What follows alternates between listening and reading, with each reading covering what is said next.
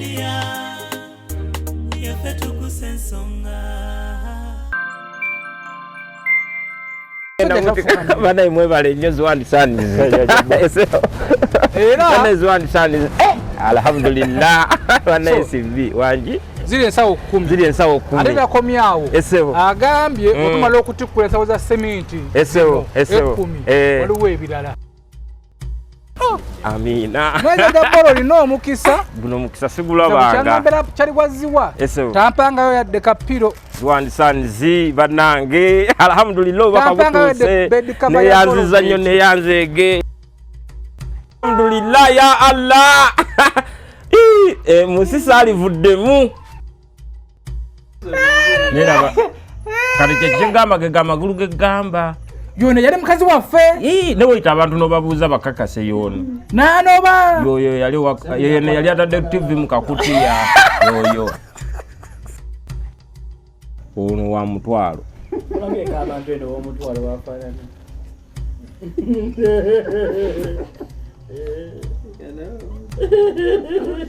omutwalo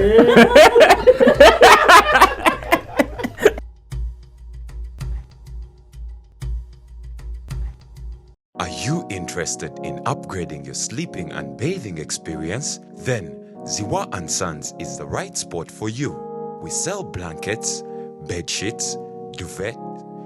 covers, bed covers, mattress protectors, mosquito nets, wardrobe, all closets, towels, bathrobes, pillows, traveling pillows, cushions, shoe rack, dyeing rack, and ironing boards. Buy all your favorite products online with comfort from your office and workplace, home, hostel at a go from our website www.ziwaansons.com and have it delivered to your doorstep. Call us on 0705 364 749. Ziwa & Sons, where comfort and luxury is a pleasure.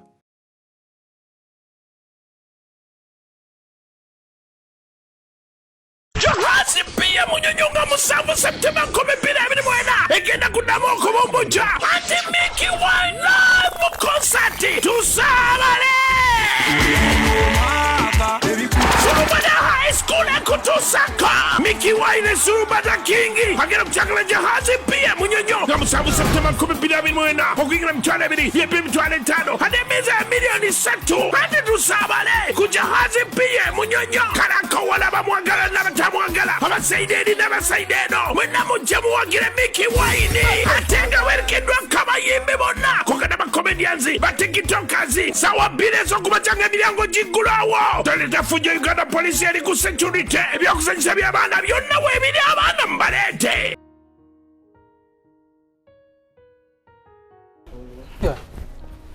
SB ono yensula naye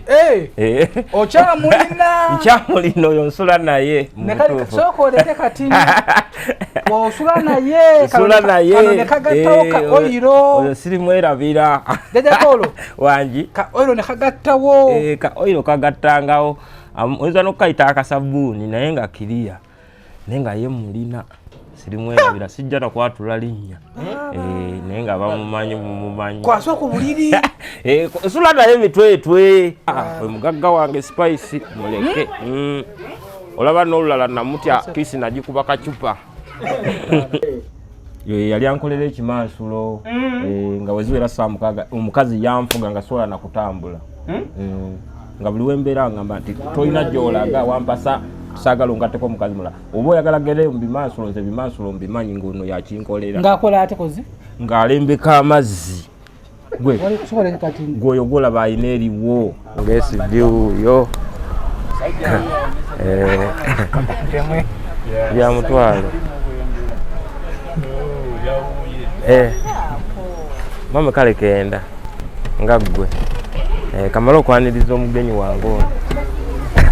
Eseo Saiso Balaba Jaja Bolo International Hello Nenga Saiso Kulaba You are welcome Kama bange Saiso Basing Saiso Balaba Saiso Kulaba Seo Eseo nange jendi sina tabu ndi bulungi sina buzibu mukama Jajja Bolo International alero mwapomedde wekiri mukama eno amazima akyagambwako kasooke nzikize maali eno esewo SB Jajja Bolo kotaddemu eno esewo mbeera ize mbeera ize mukama wange soko eno gibayita batya just nga toyawano just kunyumibwa mbi ize pink eriko n'enjegere ize obeera olina okubala bulamu wakati bulaba embeera gye nalimu nina ogikyusa nembamu ngeri nkola z'abazungu naye ng'oli kiriya waleeta ne madamu oyo customer badde nkufunire yaako kamala okuleeta we tugenda okutuula tugenda kutuula tuzze nzize n'omukulu ono mugenyi wo fe byaffe tugenda binyumya nga bamaze omukwasaganya wangisewo gyendi taata nga nsanyisa okulaba amiina ebuddu eno ebuddu gyoze sebo musaza lya Ssaabasajja esewo tukwagala nnyo alhamdulillah esewo tukwagala nnyo mwebale nnyo Zwan Sons mbajjukira nnyo mwakola kinene nnyo Zwan Sons kakati ng'ovudde ku bakola kinene esewo Zwan Sons omukulu asindisa omubaka esewo n'asindika omubaka ono n'agamba Jajja Bolo muntwalira obubaka emotoka eno ve tutandikirawo emotoka eno ekwetedde maali seminti alhamdulillah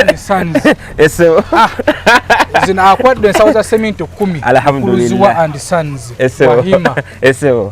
kati simanyi tumutikkuleko tumuteeke wano tumuteeke tugenda banayi mwebale nnyo Zwan Sons era Zwan Sons alhamdulillah banayi sibi wangi ziri ensawo 10 ate nakomyawo agambye otumala okutikkula ensawo za seminti 10 waliwo ebirala tukusanze masimaati kanyambale mukama wange ntikkuleko namawana mugamba nyabo tutulamusizza webale kwagala Jajja Bolo katukubuuzeeko katukubuuzeeko oli customer kasanvu ndi ku customer nze mbadde mmanyi nti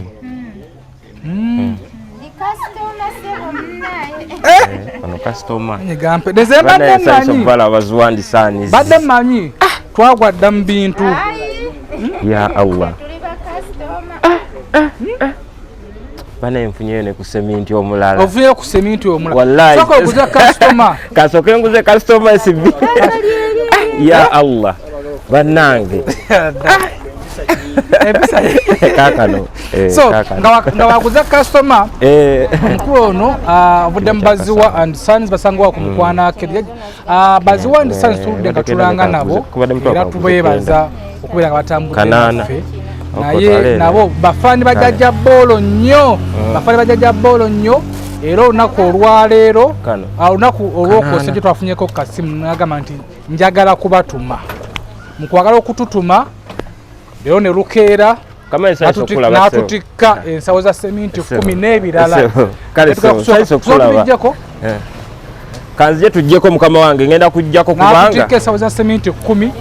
n'ebirala tugenda banjulira mu maaso awo leero olunaku lwa Jajja Bolo era mwena mwena bali ku live ya Zwan Sons n'abali ku live ya SB4 Media tulina okubeera nga twebaza nnyo aba Zwan Sons omukulu ono soka tunyonyola abantu ba Zwan Sons tukola ki kanana gumukakaga kati kanana n'akasanvu mu kitundu kati bankubanja 5 si bwe kiri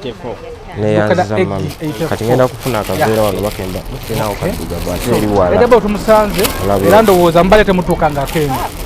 kwekano yeno bizinesi ye malo okuyiiya twamusanga gye twamusanga kale mama netufuuka mukwano gwaffe nafuka muganda waffe ekyomukisa omulungi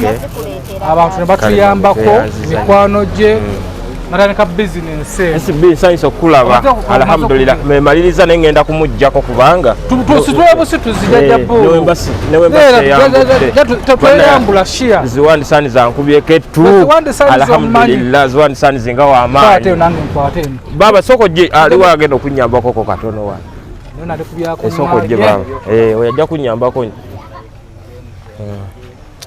bana ne yanzanye ne yanza mugongo gukyali mu esibisoko bireko onagenda tukolera alhamdulillah bana Ziwandi Sons alhamdulillah Allah kwekyo singa okwagala Ziwandi Sons tutwaleyo bannange soketeke wano then tujja kuteeka yedde kawungeezi rumu SB bana banebalize Ziwandi Sons bagende bamumpagirireko abamugulako obubaka kama nkanjiye nkutuma obubaka banaye obuntuusize wa Ziwandi Sons nange mwagala nnyo tujjeko najja bolo business ekuze obukeeka bonna bunoonya obukeeka wabunoonya SB4 business ekuze era ne ruumu yeeri gye naggamba ruumu endala gye ngenda okutwalamu seminti ono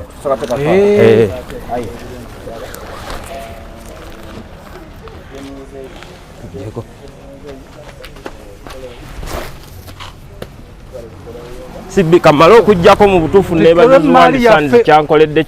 kyamulembe nnyo mu butuufu SB kati gye tulaga ndabayo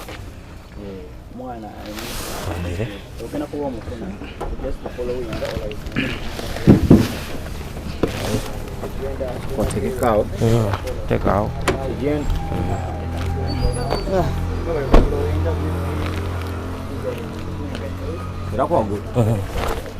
kati omulala tugenda muteeka wano bwe tuti then mala okwebaza bakama banga bamundeetedde then ngenda kuba nkusasula linnyayo wano kwate wano boodi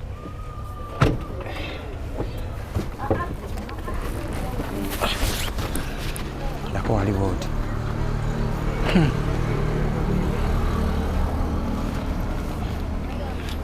kati tumuteeke wano bwe tuti ngenda kuyitawo soke tumupange wano linnya tujjeko alhamdulillah Ziwandi Sons kyonkoledde Allah yaba kunsasulira mukwano wano nange ngenda genda nkulakulana mpola tolimba alhamdulillah seminti aba azitowa tuludde jjajja bolo otukyaye sigenda kubakyawa bannange mbadde njagala kujja SB mbadde ngenda kujja enkya jjajja bolo otukyaye ova wafuna omukyala sikufuna mukyala SB SB mukyala wagundi wa mwaka gujja nakubuulira tugenda kunona mukyala ng'atuukiridde soko linyebwe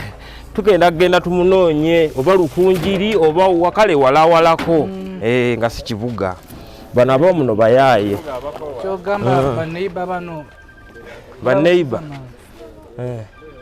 tekuba kubayisaamu maaso abo baneiba kale buli kintu kyolaba wekiri naddala bakyala abo wabaawo eyakissaawo buli mukyala gwolabaawo wabaawo yamumuzaawo gwolaba bulabi nti mukazi womukwanira owulire ejjambiya ate kiba kiyokamu olina kunoonya ewuwo ate kiba kibi bakutema abakyala bakutema okakasa ejjambiya weziri jajaba tanakuwayiriza atate agambe tewali ejjambiya omuwayiriza akulimba mukyala mufumbo maama kyogamba teri ejjambiya teri agamba SB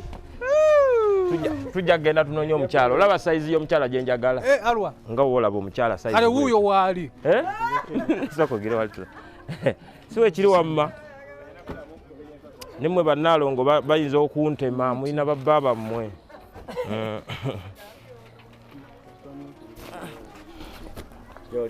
gendi sokoge bakutema omukazi w'omusajja bakutema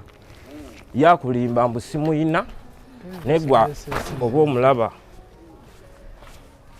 soko linye tujjeyo kano bannange twebaze Ziwandi Sons bannange Allah amuddizeewo emirundi gyonna kubanga simanyi nakumanya soko jjeyo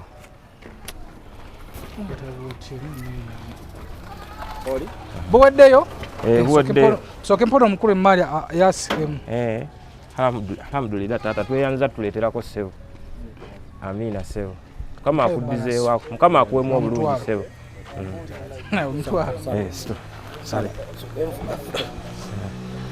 bas waggulu Esebo ono Ziwandi Sons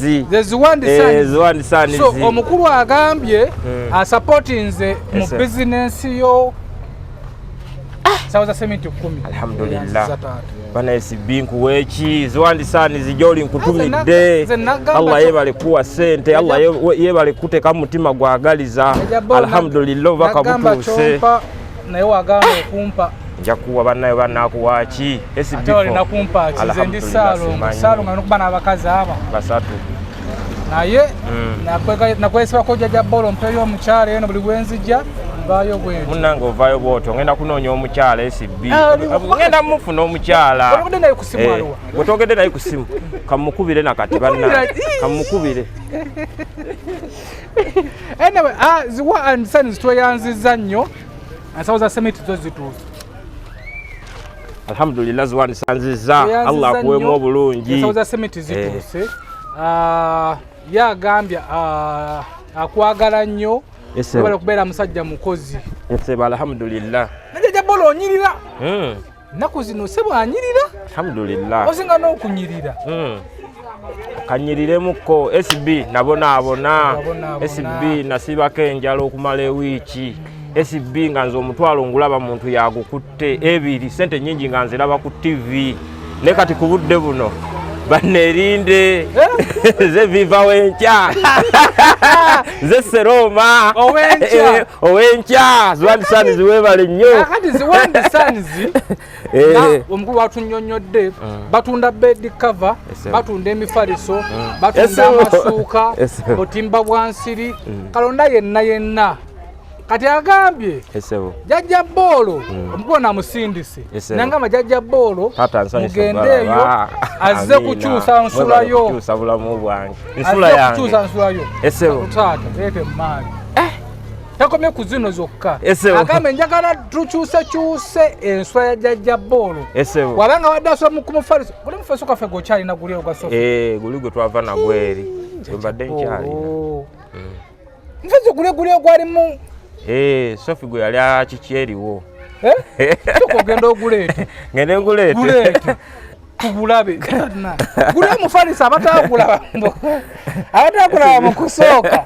nkuyambeko ngenda kuguyisa mumanju kuba wano wafunda tegujyawo SB wano tegujyawo mpozi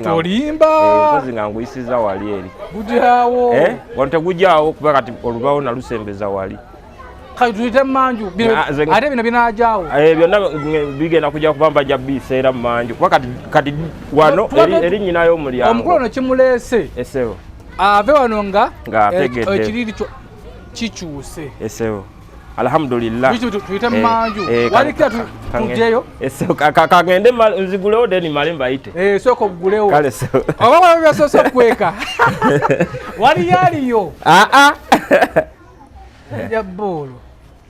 ekituli wakizaawo ekituli weekiri tujje esebo nga nnengera afuluma wangi jajja bolo wangi nga nnengera afuluma tewali afuluma nengera akasikaati akamyufu tewali mukama wange jajja bolo nze ndikyaliwo esebo wadoli SB oba ojja tuyitire manju tuyite manju SB wano ani agenda okukuumawo wano awo kansooke nzije tuyinza okugenda eri wemuli ajja tegambye waali ate nze yaŋŋambye mama jona wooli salongo waali yaŋŋambye wamuwaayiriza yadde ejjambiya aliwo oyo aliko ejjambiya ne baba wano babajulira oyo mukyala mufumbo SB kasooke ngene njijeyo guli then tugere tuguje ffenna tuyite wano ebintu bino tuyite wano SB so twanirize bino alhamdulillah twanjulire bivudde ba Ziwandi Sons Ziwandi Sons nsanyusa okulaba mukama wange olyo naye mutume bantusiza obubaka nti omusajja asiimye nnyo alhamdulillah wajja Allah amuddizewo emirundi gyonna nsiimye nnyo ddala era Ziwandi Sons Allah amuwe kyasinga okwagala Ziwandi Sons era gwe neebikka era nnyongedde era nnyongedde kakikumi ngenda kuwa kakikumi omutwalireko Zwandi Sons mutumidde esebo mu bimpimpi esebo ampoke kabe twanjulire nga bizze esebo esebo bagita ya Volovet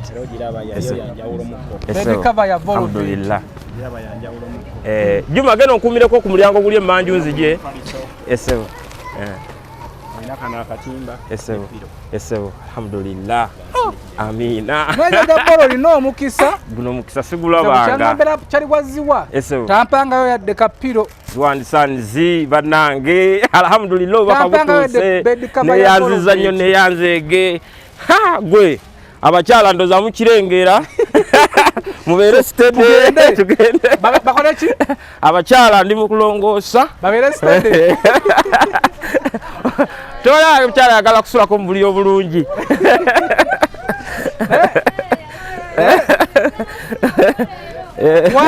yajabala wulidde obagenda so wolero amina esebo nsanyisa obalaba tuyite wano anti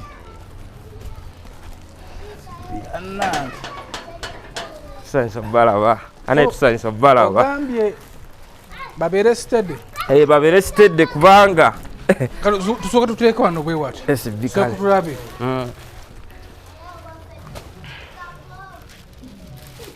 wangi sokoingayo tulabe wangi sebo esebo alhamdulillah nsanyisa okulaba mukama wange wano wensula mukama wange mbadde nsula ku guno kale wenafuna ku capital nengulayoko ku guno nengulayoko ku guno alhamdulillah esebo aluno olugine tusoka naye baba esebo kano kakyate ako kazigo mukama wange akazigo ka lususu omala okunaba kenesiikako esebo keka akazigo ka lususu olujja lwange onagula ati ndukumira wano ogenda tutwa kati mukama wange no seefu ogiraba amala okuleta kati eno seefu bwe mala okutunda eri sente nazissa muno tobalagirira olaba kati eno nyina giggula SB nga ngenda kusuubula eno wenjigula ye mukama wange we wano esebo mukama wange otegireti manyi wotunaabalagirira esebo ayegekolo nkubuulire esebo ogenda wasa alhamdulillah kubanga nzijukira SB ono yensula naye okyamulina nkyamulina oyo nsula naye sooka oleke katini osula naye kano nekagattawo ka oyiro oyo sirimwerabira jajagolo wangi ka oyiro nekagattawo ka oyiro kagattangawo oyinza n'okukayita akasabuuni naye nga kiriya naye nga ye mulina sirimwerabira sijja nakwatula linnya naye nga bamumanyi mumumanyi kwasa ku buliri nsula naye emitwetwe gira nemukolako ne bwenti yono ntegedde otegedde kati omukulu nazza kukyusiza nsulayo nsanyisa okulaba wano wengirira kati ng'ebyolwalo wobimanyi naye era ndi roodi kati alhamdulillah TV yaffe TV eyo SB engoma weeri kati we namala nagulako kweno nga nakafuna capital SB fampadde sente tugenze tusuubudde naye lwaki sibisawoko kweno TV nali nkyali ku ekyeno nampita netugenda Crown Katwe era Crown Katwe banaye nkutumidde yonna gy'oli beyongera okuwa n'ogula ne wuufa naye enfuufu kyekukola enfuufu niranye ekkubo olina okuwasa niranye ekkubo nyina okuwasa n'okusobola okukala okulongooka obulungi kuba kati olaba nze ndi musajja oyagala onoonye ssente olina okusiimula ennyumba simanya kiri kiddugala kati omukyala waalina okugirawo okunyambako ogeza n'ogamba nti Seroma w'enkya nze Seroma w'enkya basula bwe bati nedda bw'oba okyapanga embeera SB tolina kutuukira mu kirungi Seroma waffe tasula bw'ati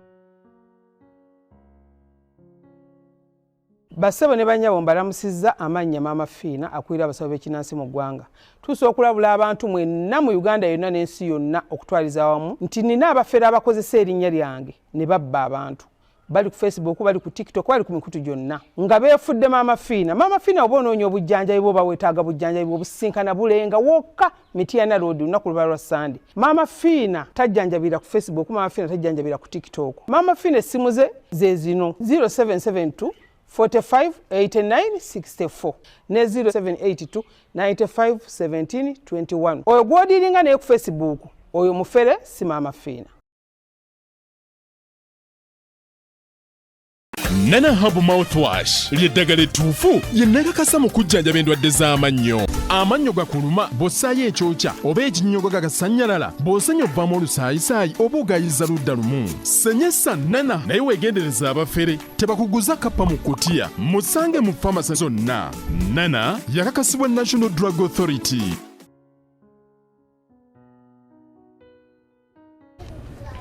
So gwali ku live ya Ziwa and Sons ku SB4 Media tuguse ensonga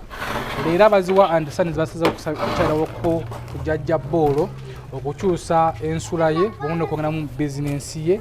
toyanziza nnyo mukulu Ziwa and Sons basanga ku Mukwana Arcade toyanzege bo batunda zi blankets pillowcases amasuka duvet covers emifaliso kalonda yenna owa beddings gwe batunda. Era bo bagamba nti bakusobola n'okukola delivery osobola nga oli within Kampala. Gendayo weefunira ebintu ebirungi. Gendayo weefunira ebintu ebirungi ate nga biri genuine. Uva mu bannaffe abaziwa and Sons katini. Jaja ball. Wangi. Wafuna Sofia omulala. Wangi. SB gwe guno gwe twava na gwe eri.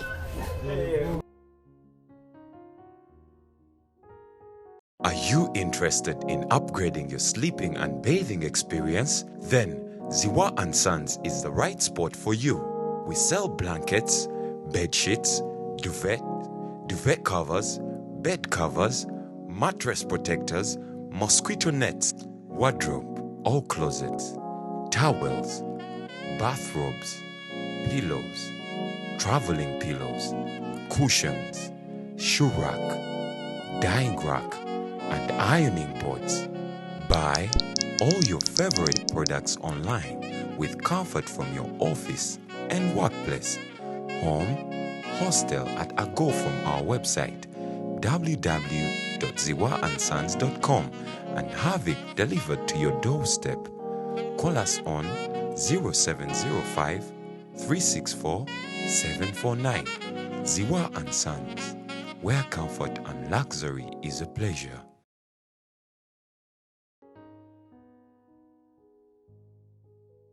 One Sons. And Sons. Wow, Mr. Zuwa. Alhamdulillah. Zani kati ngenda kusula nga Latino. Ay. Nchekingako. Esebo wanchawa nnyo. SB sinza kuchawa mukama wange. Sinza kulimba kubanga kati nkuchawe bino byonna mba sikyabifuna. Nanti nebuuza Jajja bolo yanchawa na yalowooza nti nze natwala Sophie. Nedda SB sinza kuchawa lwakuba nti kati ekitiibwa kyenkuwa nnyinza okulowooza nti SB akyakola. SB gino kansoke ngufulumye. Ngufulumiza.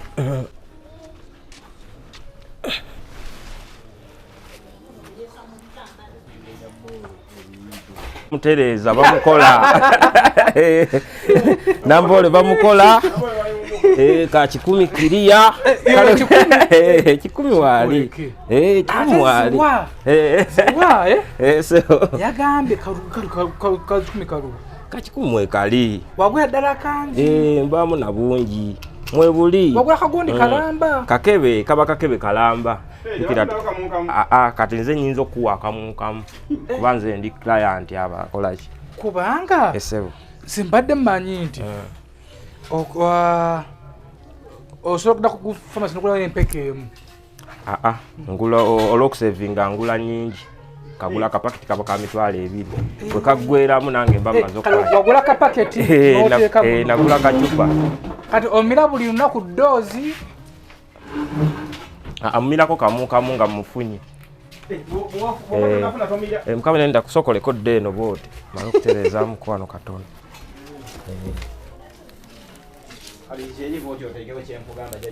Kale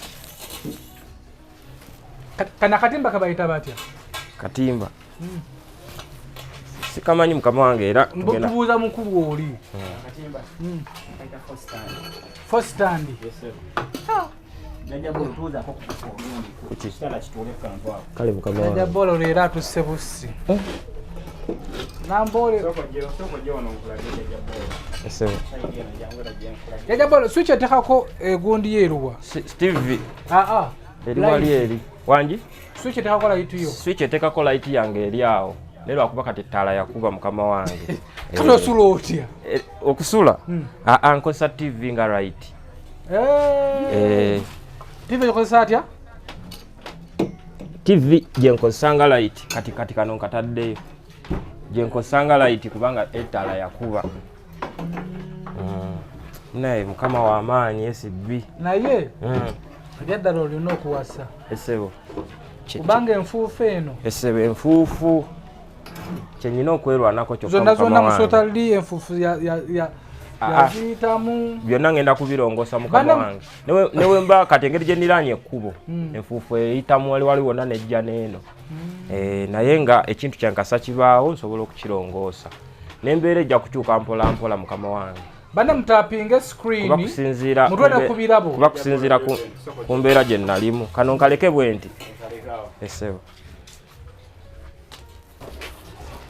kyekitanda kyo kirabye esebo alhamdulillah ekitanda ndete kuno enti sokenve kiteeza omanyi yabikola ennaku zino yajjula jukira olukala lunga lusibye wabweru oli bize kati ngoyagala ojja okigiriremu kiki kati ate nga tomanyi nti nno bajja kunoonya paka eno munda naye ng'omujuwaagi kaŋŋumbe naye nga mutuufu okategedde badde limu enkola za jerikaani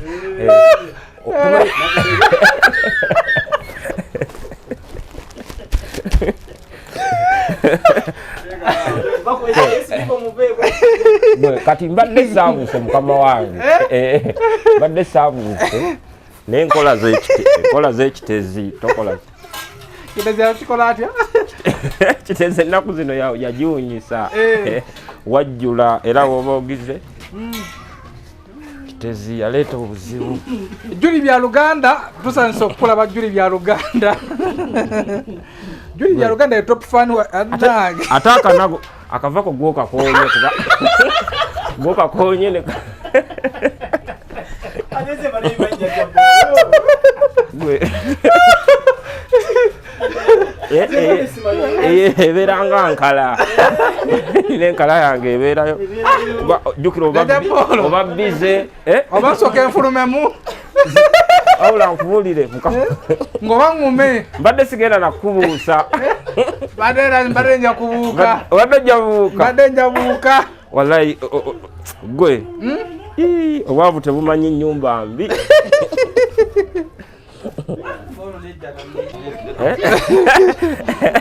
abatulaba tuli mu shape nkwagala ali wa kabi oli wa tabu gwe kitezi yaleeta omukka naye aizulu naye nabo tubalumirireko ankaaba ekitezi abekitezi tubasaasireko tusaasire kuba ekitezi soka bawerezeeyo mbakabawo kitezi banne ab'ekitezi mbasaasidde nnyo nalaba okubumbuluka kakasasiro ne bambi tekyansanyusa nga nze omuvubuka naye kansabe Allah abayise mu bulumi obwo bwe mulimu bafune n'ekifo ekirala we banaateeka kasasiro ne bambi nabalumirirwa nange lwakuba nti kale sirina kyabbawa nze nkyeje nga bweje nzimullo wangi beeramu wabula ola SB ona abeeremu kubanga nze ndinazirwanako mwana gwe kati ebyo byonna birina okubaamu. Kati jjajja Bolo waliwo ebintu ebigenda okukyukamu. Esewo kati abo banfunire bano. Ate nga babeerawo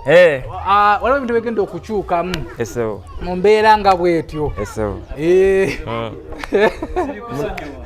Sokoleke mwana nange onfuluukiriza okubayita okufuluukira onfuluukirize bufuluukirize nga sinnaba kwekuba lupiira. Wakubadde ennaku nga mmekaawo? Si nnaku mu butuufu kuva kiro kale wano subu nga bw'ogamba kati oli ayinza okuba akanga nga bw'ogamba nti ayagala kugula kinago. Kati mugula kinago wano lisibye eri yonna lisibye tolaba wakuddukira kati awo akajerikaani we kaviirayo. Nate ageze nakagwamu awo. Togira kuba era bayo mu bikubo byonna bakikolera ddala bafukira ddala mu budomola mu baketi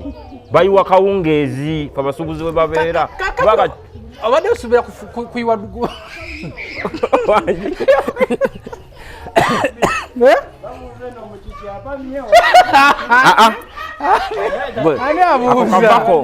ani abuuza ako kavako totyanga. Libadde vako nga liri mu kadomola n'alisamba. Badde guggwa kawungeezi.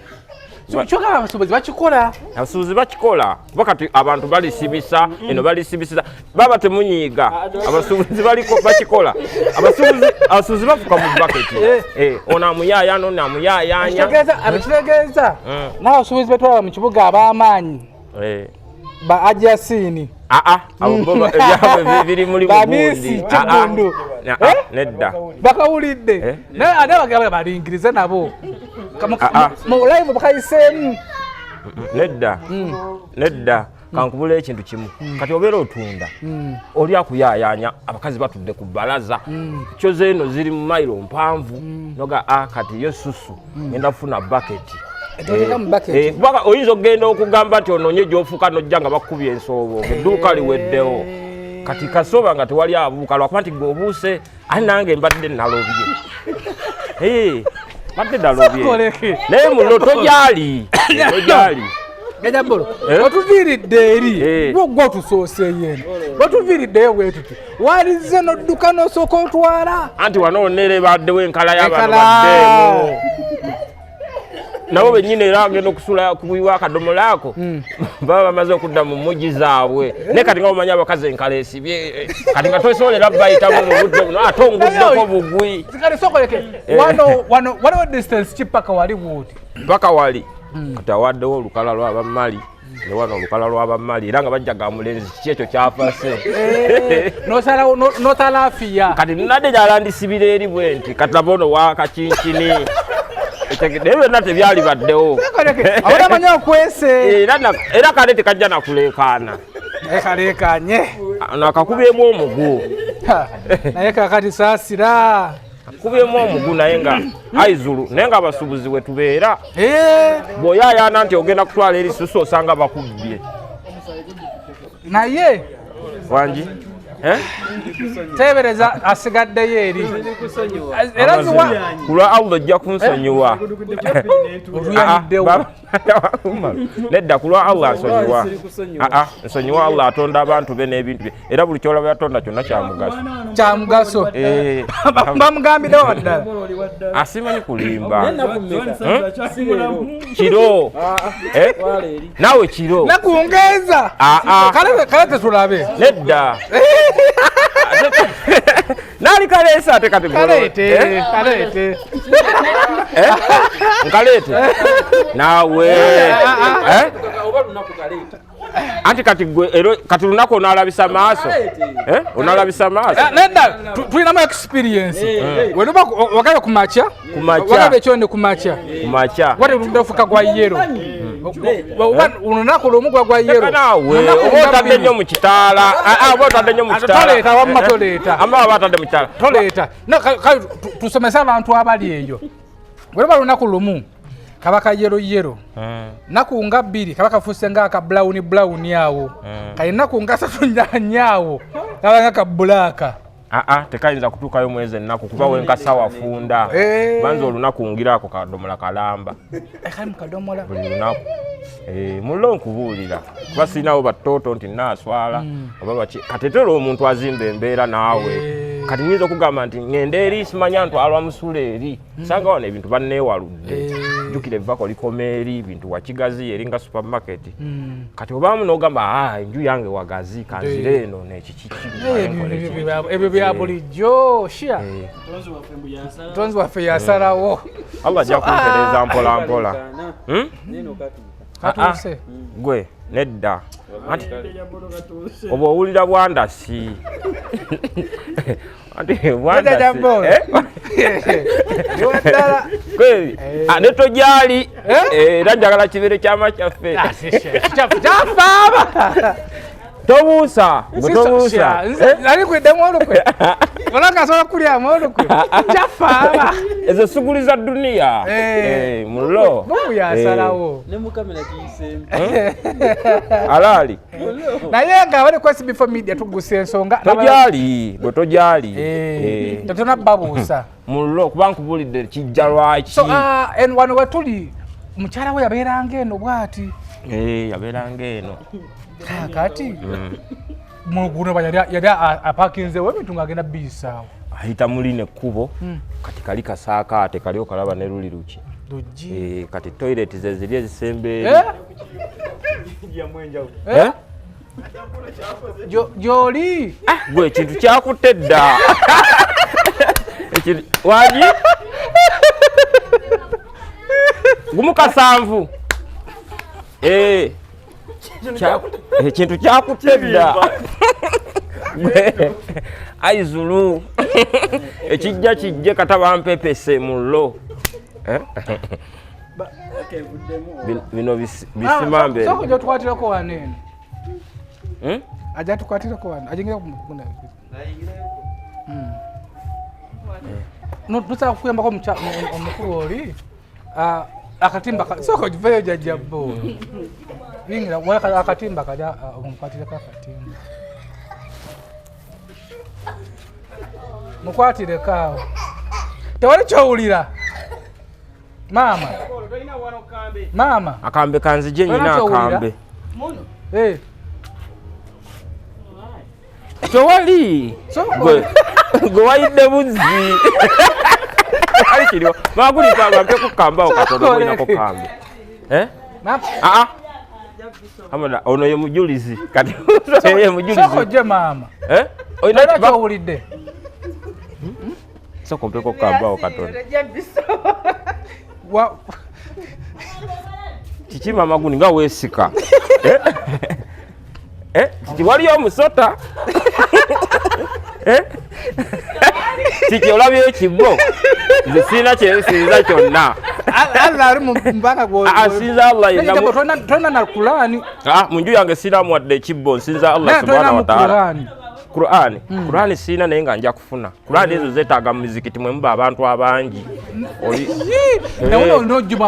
mulina okuba mu Qur'ani eyo giraba ne bagamba osomemu ennyiriri 2 oba 3 nze naawe tosobola kusomamu yadde ennyiriri ennyukuta ennyoleze gwewalolabe oli musiraamu ndi musiraamu era nkugambye ebimu mbimanyi kati manyi nti bisimillah bagiwandikayo bati mu Luwalabu naye nga sinze ngiwandiise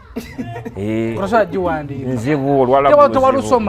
nasomako kubanze kati ngambe nasomako Oluwalabu twalusoma okuva mu. Are you interested in upgrading your sleeping and bathing experience? Then Ziwa & Sons is the right spot for you. We sell blankets, bed sheets, duvet covers, bed covers, mattress protectors, mosquito nets, wardrobe, all closets, towels, bathrobes, pillows, traveling pillows, cushions, shoe rack, dyeing rack, and ironing boards. Buy all your favorite products online with comfort from your office and workplace, home, hostel at a go from our website www.ziwaansons.com and have it delivered to your doorstep. Call us on 0705 364 749. Ziwa and Sons, where comfort and luxury is a pleasure.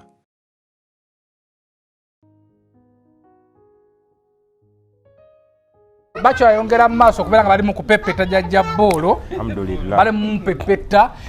Twagala okuva wano nga ensula ye ekyuse. Mukulu asibira akatimba kamaze okurumayo. Tubalese ne piro. Ne piro za white. Piro za white. Piro za white. Jajja bolo. Esebo, alhamdulillah. Piro ya white. Piro ya white. Omuganda yayita epiro enjeru bane mu kiteko. Kugenda balya omuganda jeha kadomola omuganda jeha kadomola ewa n'abaana balina olugezigezi kajewa so mufolo wengaziwa and Sons zao ku TikTok mufolo wengeri page eno eyaziwa and Sons nkasibye omumwa juli bya luganda kutumiddeko nkasibye okasibye nedda waliwo olukala umalu tumulekere mwako waliwo olukala amajajja bolo kajira kabeerawo SB piro kano kagonda piro gwe piro ayi tamulembe najajja bolo yuno mukisa alhamdulillah Sons zade mukwano gwange tampanga yadde kapiro bwe kati kweli alhamdulillah guno gwe mukisa gwa Allah gwe nkugamba nze nakamba nalaka jajja bolo nze meetings abantu bangi naye olina omukisa andi olina empisa ekirala oli musajja mukozi gendera awo alhamdulillah ebyakadomola byo binajja luvannyuma SB gwe guno omukisa omutuufu omukisa omanye omukisa gwe nasooka nagubabuulira kati guno gwe mukisa ogwa ddala kati ate omuntu ow'omukisa n'ow'okweka akadomola wansi w'ekitanda bakasanga ne bakakuba omugere bakakubya omugere naye nga sekoleke ziwata mwinayo ku budomola buli international kubanga babatonda bya mukisimba omukulu olina otubuulira ssebo waziwa and Sons temwinayo ku buntuntu bwe buto buli modernized nga sikadomola ng'osobola okuteekamu nemala ennaku ngeza nga tekayombye SB kale gwe wadde ogamba mu busuubuzi bane buli ali mu dduuka yenna akimanyi waliwo jjaamu lwakwata nogakambeere n'akabaketi kange mu magezi ng'olaba wooviirawo bagenda kukubba oba ekiraba naye tekijja nti kale oli kyaba ayagala jajja bolo teri asobola kusayira musango kaze nga kasinaaga teri asobola kusayira musango ebirobikolanga naffe naye nga ko okwepepeta kale nfuba okunekwepepeta neddemu wana era ye nga tosooka balage ku ngatto ngatto y'amaanyi kazowe buno balodi bwe bambala weekend nakaba ne mugundi gundi ani Franka Gashumba yali akamba dda babwambalira ddala Franka Gashumba tena ye musajja wakwagala nnyo alhamdulillah no manager wa Spice Diner ruje manager loja bane SB atumireko ku manager loja bane manager loja nkutumidde ndabira Spice mugambe Spice mutumidde ndifa mulota nakati nkyamulotako Spice nkutumidde nange ndi mu byakabi wano bali mukunteekako bali mukunteekako omugagga wange Spice muleke olaba n'olulala namutya kisi nagikuba kacupa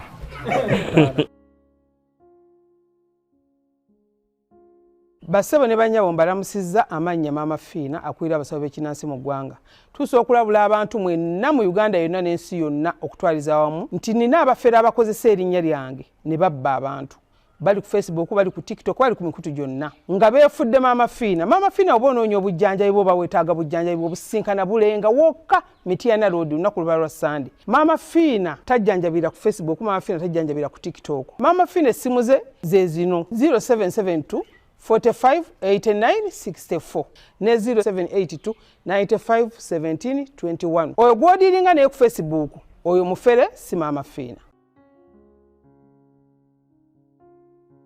Alhamdulillah ya Allah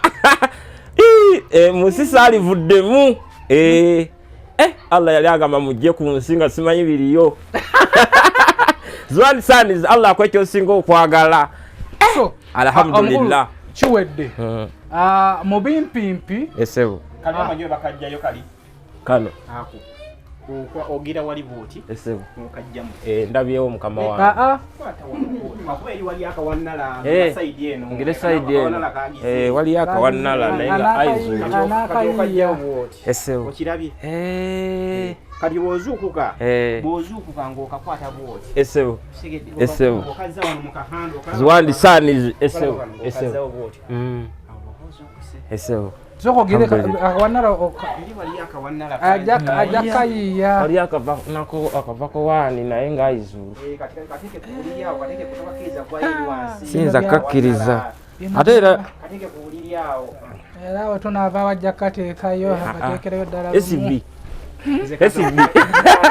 mujje tufowemu mwenna topawe wano mujje tusooke tufowemu nga bana eno yenderi kati jajja Bolo omukulu ono omulimu ogwamulese gwe guno Esebo tata nsanyisa okulaba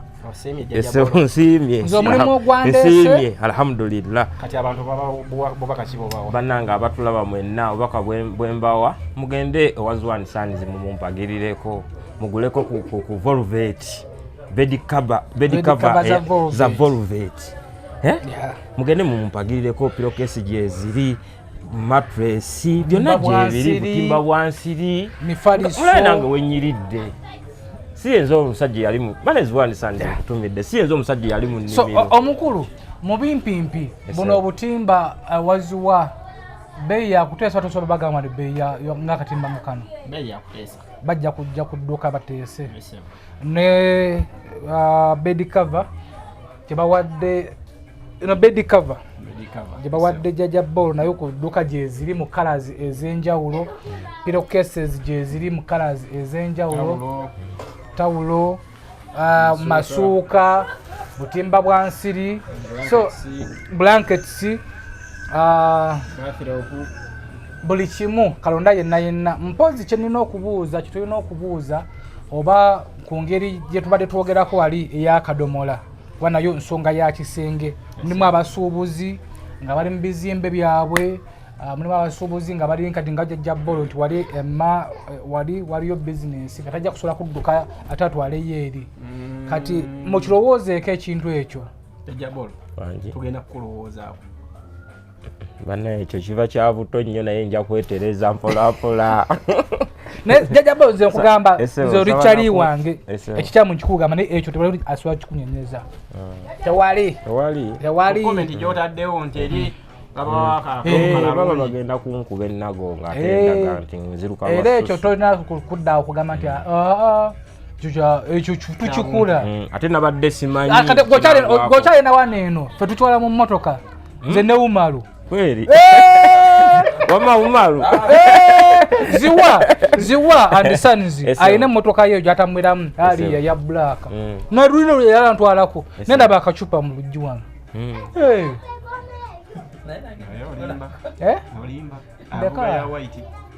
alina ya bulaka kagitusa ku mulimu bya butonde ebyo anza Allah yaba mu mpanga Allah mu kyasenga okwagala Ziwani Sons banaye bakama bange mikwano gyange mwenna abanzijeyo kuba manyi ndi kumanyi g'abantu banange mu following Ziwani Sons ku TikTok mumulikinge banange bwati bwankoze lero ngenda kusula bwenti ai Allah lero ngenda kusula bwenti amina kakati Ziwa waliwo nga yatusindise n'agamba ye kyosobola omukola kintu kimu kaweke katuwe tugende nako ngenda kukabawa bagambye bwe buno muno mwami Ziwa ngenda kusindikira akaweke mukama wange katusemese watadde muno kabeera katya mu mubiri omwo kateekana akaweke sigenda kukajjayo kakwatako naye mubiri gwako kabeera bwe kati ono oyo mukyala mukumuleeta muwe soda ne keeke mumuwa soda ne keeke atandika okunywa gwefuna wewekweka mira akaweke kano kamu bumira obubiri ate mpozi ng'omize 10 waliwo 15 nja kuba bonna mubanjulira kati sokoleke sikitegedde bw'omuleeta ng'omanyi nti ogenda ku kisaawe nga gwe weetegese ng'omanyi nti kwokya masiro omirako kamu dakika 5 kaba katandise okukola wamaliramu soda bwati ate singa amala okumalamu soda nakola nagamba nti nze ndi musonga omukazi olina omukubira ng'akyali eri n'omugaago gw'okujjojja naye olisitedde anti asobola okujja akulimba najja newutuuka wali n'omugaaga nkwate ku mmali ng'emmali eri nze bana kale nze tokolanga nze obanga nze era guba gulina okuggwa kubanga bamaze okuteekamu sikitegedde newajjanga mulwadde newaba agulimu ogusamba lwakuba nti kale beeraliikirira mbu enseke zebabiŋŋamba wali okikozeeko nze nkikola simanyi kulimba nakikolako maze okuteekamu emitwalo gyange ena naawe ng'ombuulira bw'oli ku ggulu ogusamba ngusambirayo nga gye guli kuba ate nno nkubuulire emali Allah yagitonda n'amala tegubeeraawo nti nno ogufuluma si bwe kibeera tegufuluma kale ye ayinza okuyisibwa obubi mu nseke naye nga gwe kyali osigala okijooze oba onyumirwa era tosobola nakumanya naye yennyini amala kugira nagamba nti wabula gwe wanumiza enseke naye amala n'abyerabira ku budde obwo tamubeera ku ekyo ninga abantu babikolera ddala watugamba nti oba oyagala nnyo okugira poze bakuli sijigwa sigwa bakuli naye mukyala nga muyonjo bulungi nsobola ate mwattu kuba kati olaba nze sibbi nze ndi muntu w'abakyala nga bwogamba kale njagala nnyo okusemberera we bali naye omukyala ngo anagira omugwe bakuli alina waagira wakubeeramu naye n'alaba nga muwadde omutima gwe gwonna nze yanneme okundi eyo gy'oyogeddeko abakyala bayonjo mwe bali mu butuufu nga abakyala bayonjo ogikola otya kuba nze mpuira bulungi abakyala mulimu abanaaba nga olunaku anaaba emirundi ng'etaano abo mugwe bakuli nga sese gye bali nga bayonjo ng'emali nnyonjo gwe naawe n'olaba nga kapakati olaba nze newe mba ndeeta omukyala amala kunaaba gwe naawe n'olaba abaana Katonda gye bali nga malayika muwala malayika mweru bulungi anyirira nga naawe olaba mu butuufu abali kulaba bane mtapinga siku ate n'olulinze bakuli mbadde kati sikya kale neesikamu ennaku zino kati ennaku zino SB we wanfula bwoti kati abakyala bannange bomba funa ate mbadde mayimbo olina okwongerera ojjugwa kati kati ate neeragamukko era nina ne gwe nabadde naye eggulo nagamba gwe kiki jangu kati abakyala tomanyi nti buli mukyala alina enneetegaye waliwo bami mukyala yangambye jangu gwe jangu boolo makati ndi walinnya SB4 wankolamu erinnya nagamba jangu okoleki okimanyi nti nyina akawundu ye oba kandabe wa kati nagira gundi nga muliwa tuyanawo twabadde kawungeezi eggula ekiro nakola atya nga ogamba nkebera akantu kamuluma oba katulututtu nga yambadde sikaati mpale n'agigiramu bw'ati kyokka luli omukisa saagufunanga era nga ekyogamba bagwa bakuli nabanga mbeegula bweguzi lwakuba kyannyambanga okubeera nga nnemerako nga njagala nakugamba nti jangu namuganga bakuli nze mukazi munuuna ne mumatu mumatu ng'onoonya omukwano abakazi bayonjo mpozi ng'obadde ku bakazi ab'ebyalo waliwo abakazi abayonjo ng'omwegalira nabwegayirizi kati oyo eyakuyise nti jangu wagenzeeyo kyali wange naye nga wali nga sinnafunawo bizinesi yali tanjagala kati wagenzeyo n'okuloota kati ennaku zino alina bwanneetega aboolo sooka ojje nina akantu kannuma wano jangu okebere bwe nalabye nga kali munnika munenga kamupowe yakuyisa akali munnika anti kati atuula katebe bwati nagamba boolo wategere kiro misana kiro nina akantu kannuma olina akatooki konza akatooki nkalina olina akatooki kebera totya kebera nagiramu bwati nengamba kati kankoleki akamwerekereze kwanze kyabayagala mbeera nkipapinga screen wale ku live mutwe nakubirabo wale yampadde manegani kyenkugamba yeki mutwe ku mpologoma mutwe ku manegani mutwe kubirabo ebyenjalo tuneja ja bolo abantu babadde bakumisinga alhamdulillah badde bamisinga nange mbamisinga naziwa badde nenga akumisinga nagamba akamusindikire emali eno nakupepeta naye kati kyolugendo kola ja bolo ogenda funa yo lunaku olwo balubu tulina balubu switch eri awo balubu yakuba naye kati bwe nteekako TV yange eno neeno olweta wataga balubu ngenda kuteekamu tulongoose wano ofune eddaala then mpanike waggulu wali nsibemu egundi NSB4 tufuneyo omukazi funeyo omukazi ate SB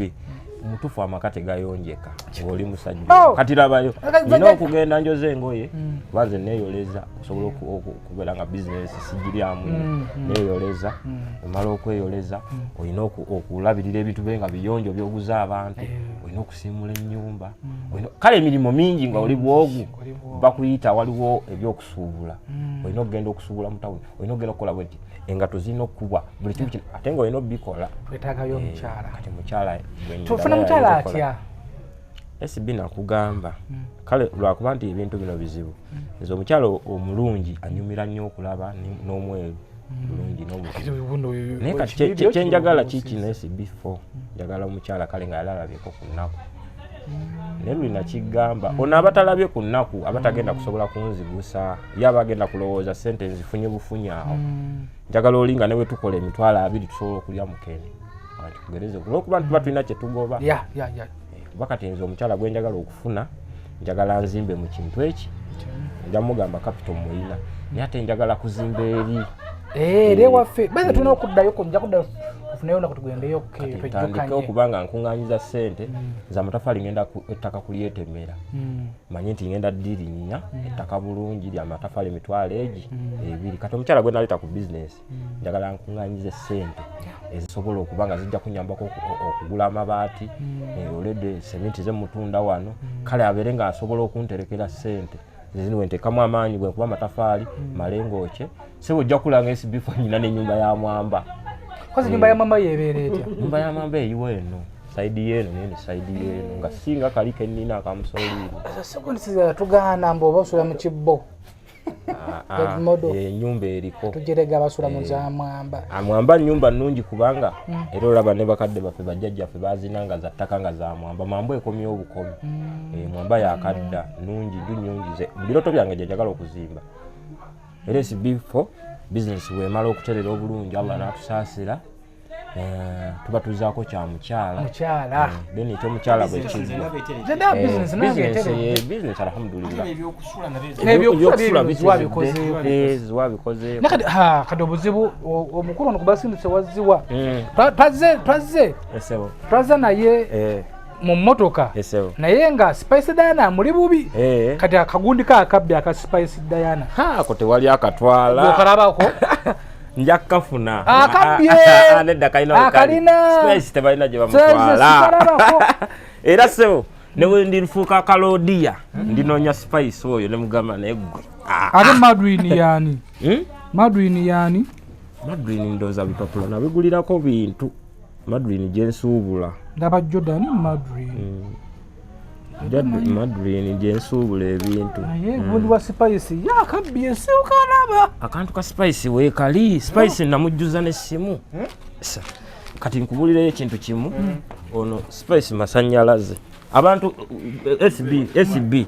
abantu boyina bentiira ddala bosobola okuba n'okyusa embeera mu butuufu SB4 banaye abantu abatulabe eyo na ku TikTok ku YouTube kuki banayagala okukyusa embeera oba SB4 mukutte bulungi otya oba omufezo otya oba okoze otya banaye bw'omufuna oba ojja kuba oteredde jajja bolo ajja kutwala wa King Saha bwana akujja wa King Saha akutwale owa Spice Diana akutwale wa Seeka wallahi wanji bangamba nti waliwo abanoonya mbo bagamba batwale wa King Saha mbo basolooza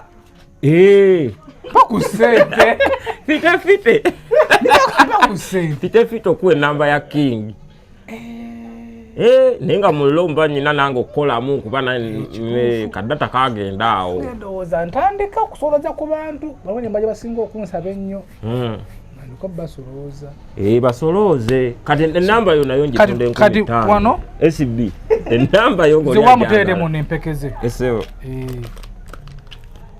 mutwayireko amanyi ziwa mukwano gwange nnyo naye ensonga ezo eseo yege akuba kawumalu ebiranene bwekyo omuganda wange muwa ku 10 muwayo empeke nga 10 kati amirako emwemu ng'afunye omukyala nja mukubira essimu omugambo nja mukubira essimu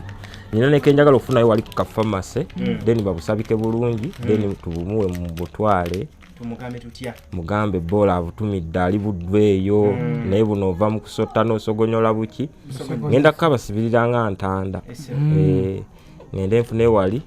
waliyo ne kaataano wafunanga munene eve wafuna ki eve oteekako omira 15 ngenda kumala kasabika bulungi ngenda kufuna bu paper bag then nteekeko nteekemu wayinza ofuna asobola okufuna ekikyala nekijja kimugamba ate omukiri mugunda ate yamaze wali buzibu akuba bakati jjukira omukyala ne waba ali mu nsonga ezo era gwe omusajja tolina woyisibwa bubi ffe era abasajja lisigala ssanyu lyaffe yamala neyejjanjaba gwokuba todda ku olwo gwe omanya ensonga z'abakazi gwokuba bukubi mbeera ye nkuba bukubi kuba abakazi era amala n'ategeerera talina kale kano akantu kamange mubuulira ng'ali eyo gy'ali engeri gy'abatakakozesa nko kaba kajja mulumyamu omutwe katono naye nga wano aba agenda kubakiriya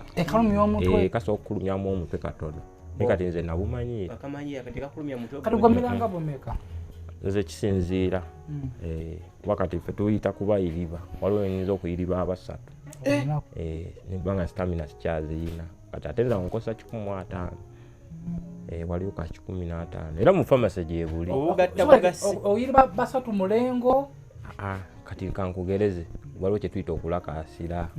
nyinza okumala wiiki oba wiiki 2 nga ndakaasidde kati nenja ngamba kanfateyo omu kati nojja ofata omu se babaddemu abo yeeraga nogagaziyawo ne yeeraga ng'ate ekiwaya akiridde n'agenda kati osigala gwe tomusi nogakanfate n'omulala kuba kati nze 2.5 ono beesatu 2 gyagala abakazi 2 oba 3 ene waffe Masaka 2 nofunayo obw'ettaano era baba mu 15 kisinziira ennimba gy'omugambye ngenda kufunira era ngenda nabagambye edda ngenda kukubira essimu nanti ndulinakuwa abakazi omala n'obalekaawo oba gweoba oli mu byakusaaga njagala ng'oli mu byaddala ono esi byomulaba bwoga nti omufunira abakazi asobola okukikugamba oluba okutuuka nasimbula emmotoka ye n'agenda aba mu byakusaaga nze njagala omuntu ayagala omukazi nga tali mu byakusaaga njagala okusalira kati goba okisooka ate naye njegere nagikunyumizaako kajegere okamanyi akajegere tokamanyi Ngotunulira ogera nga tuwadde ebirabo bawe birabo abali wakubera mutapinga sikutu bantu bamekao watuveyo tubameka katuke kule katusotupa enjegere mbozi yenjegere balagisa ku YouTube.